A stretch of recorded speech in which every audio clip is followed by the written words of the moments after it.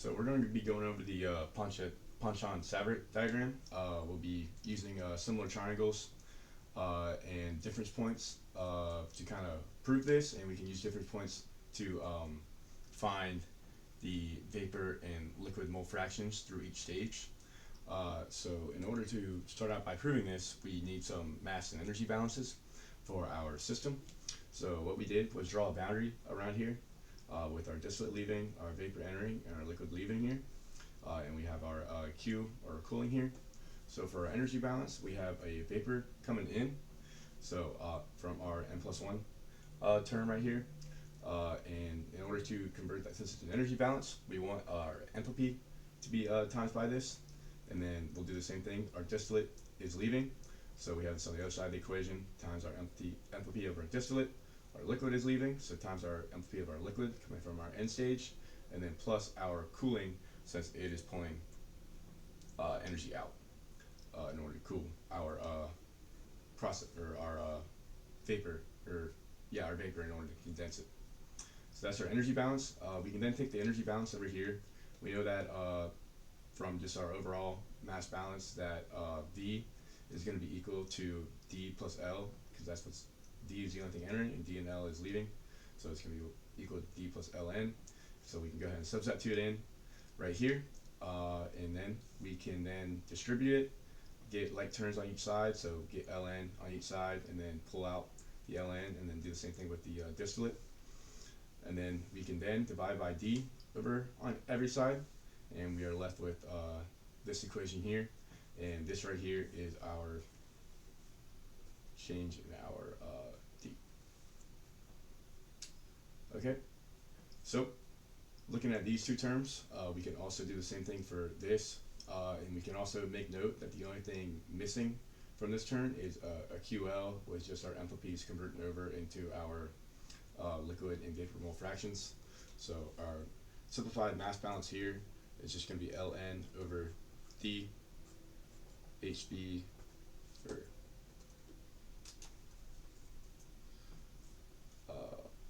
y n+1 minus x n, and then it's equal to, we don't have the Q term here, so it's just going to be our x d minus our y n+1 term. So this is going to be our mass balance term that we'll use to farther prove our Ponchot-Savart diagram, and that we'll use these to prove our similar triangles that we have. Just to make note, since I kind of went over it real quick, this change in D is the difference point that I was talking about here, that we can use to find our vapor and liquid mole fractions that we had before. And we'll go over that later when we actually go over the actual diagram and prove it. But yeah, that's just something to make note of, that is our difference point right there. Okay, so we can start going over these Ponchot-Savart diagram right here. So we have XD that starts right here. That'd be our liquid mole fraction of our distillate.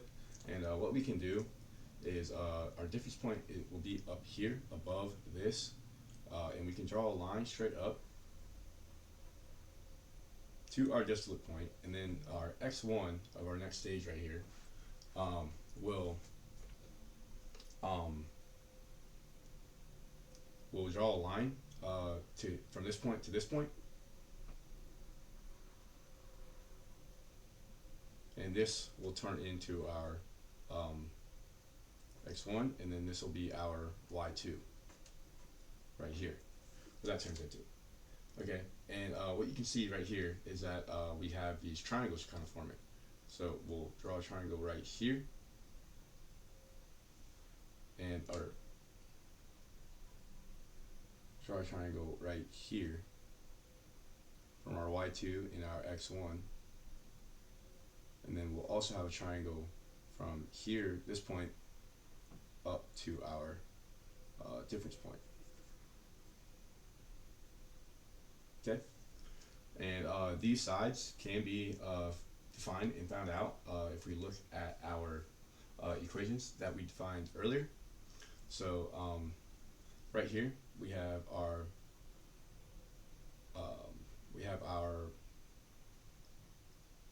look at our mass balance here, and we can see that we have our yn plus 1 minus our xn term, because we're coming from our y2 from our x1.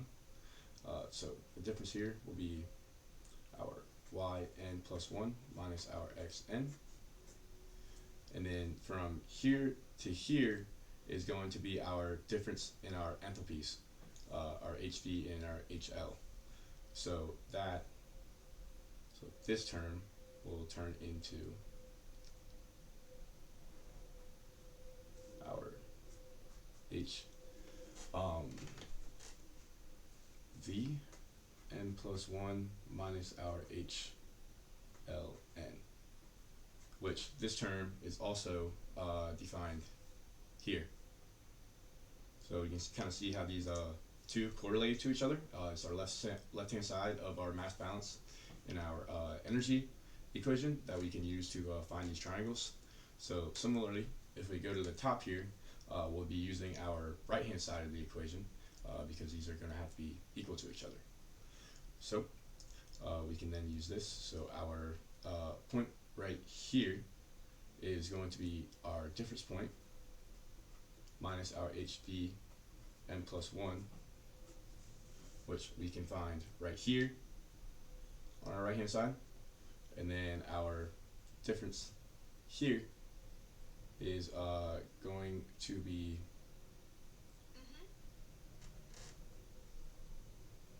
let's see what came on. Right, so actually our change in D is going to be our change in enthalpy. So this is basically our change in enthalpies right here. Our change in D from our, and then our HV right here is actually going to be the height of our triangle right here. So put that down here, HD minus our HV n plus 1. So again, we get that down here from our right hand side of the equation. We have our change in D minus our HV n plus 1. And so the next thing that we can find is our width right here, which is going to be our, we're going to get this from our right hand side of our mass balance that we've done before, like the triangle below, and we'll have our xd minus our yn plus 1 for our width. So xd minus yn plus 1. So like I said before, we have our similar triangles, and both sides are going to have to be equal to each other.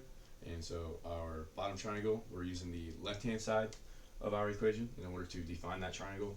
And for the triangle above, we're using our right-hand side in order to define that triangle. So, and what this kind of allows us to do, well, what this allows us to prove is that we can indeed draw a straight line from our difference point, or our line from our initial mole fractions, and then to our next liquid mole fraction. We can draw a line, and we can prove that in between where this intersects our vapor enthalpy is our second liquid mole fraction, and we use our mass and energy balances to prove that. And so in the future we can draw this line and have confidence in it due to this proof. So, and this is also for the rectifying section, since we're dealing with our distillate here. So the next thing that we'll do is we'll look at our our stripping section for this diagram. Okay, so now we'll move on to the rectifying section that we have.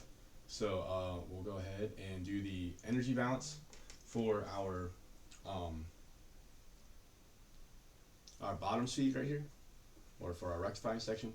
So we'll have our Ln, HLN plus our Q, which is this time putting in heat to evaporate our liquid that we have.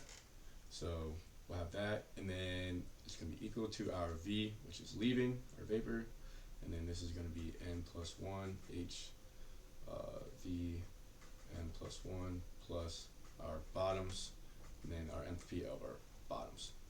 Okay, so we can then use this to do what we did last time, which is kind of substitute in our ln equal vn plus 1 plus b to get it all into two terms here, so we can pull them out. So we'll have our vn plus 1 plus our bottoms is equal to our enthalpy HL, and then our n plus our q b is equal to our v n plus 1 h v n plus 1 plus our bottoms enthalpy, and we can distribute this out.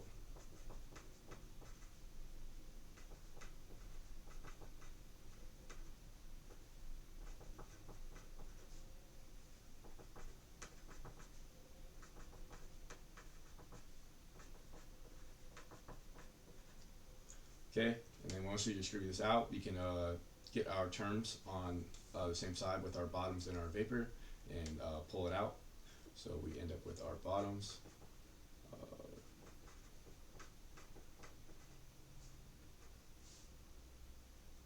Okay, and then plus our QB is equal to our Vn plus 1 term, and H Vn plus 1, and then minus our HLN. Yep, okay, and then we can divide by our B again, so we end up with HB n minus HB plus Q B over our B, and then D n plus 1 over our B HB n plus 1 minus HL n. Okay, so there's our simplified version right there, or not our equation with our two unknowns that we have, to kind of simplify it down a little bit better to get out into two variables, and then we can progress forward like we did last time with our rectified section. Okay, I'll also forgot to, should be HL, but this will be our delta B term right here, similar to our delta T term, basically our difference points that we have, and that we'll use to make our similar triangles again. And then we can, again, similarly, since our energy balance and our mass balance are kind of the same, just kind of switch out the terms, we can then do that again to make our mass balance for this equation, or for our diagram, which is just going to be replacing these enthalpies with our mole fractions.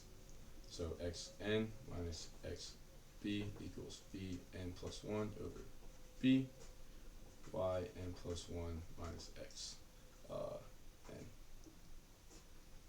Okay, so that'll be our mass balance that we'll use to make our triangles. So the next thing that we can do is, well, we can then take this to our bottoms composition here. So we'll have our change in B at the bottom again, and then we can just draw a straight line up from our bottoms composition up to here. Okay, and then what we didn't go over before was these tie lines. So on this curve, or on this diagram here, we'll have these tie-in lines where we'll have a composition here is going to be in equilibrium with this composition here.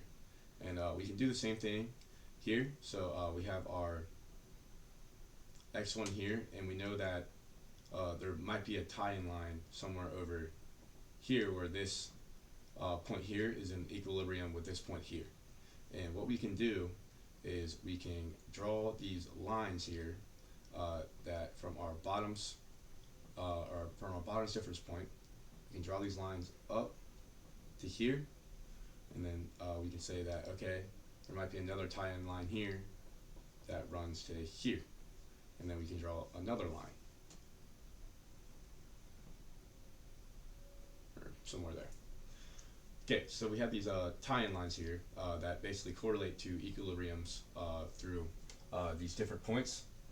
So what we can do next is then kind of draw these. Also, this you can do the same thing here with this one too. You can draw a tying line, let's say to here, and again you can draw a line from here to here, and you'll again have similar triangles. But let's go over the similar triangles for the stripping section. So from here to from here to here, there's a triangle. And again, our bottom is going to be our left-hand side that we derived before. So it'll be our xn minus our xb. And then we'll have our height right here, which is going to be involving our enthalpies. So it'll be our enthalpy of our liquid minus our difference of our bottom. And then we have another triangle right here that we can use. And that'll be our right hand side, which our height will be based off our liquid or our vapor enthalpy minus our liquid enthalpy, or our vapor enthalpy from the stage above minus our liquid enthalpy from the stage we're looking at. And then our width will be our vapor mole fraction from the stage above minus our liquid mole fraction. So we can use these similar triangles again in order to prove that we can indeed draw a line from this point to our next equilibrium point, and that allows us to do that. But yeah, so that's basically how the Penchant-Savart diagram works, and why we can do the things we can do with this graph or diagram. Yeah, this basically just allows us to find our vapor compositions of our next stage. So it kind of works like a Mercatio diagram a little bit. So the next thing that we'll do is we'll take this to Python and we'll show how to basically create this Penchant-Savart diagram for our rectifying stripping section, so that we can find our vapor mole fraction for our next stage.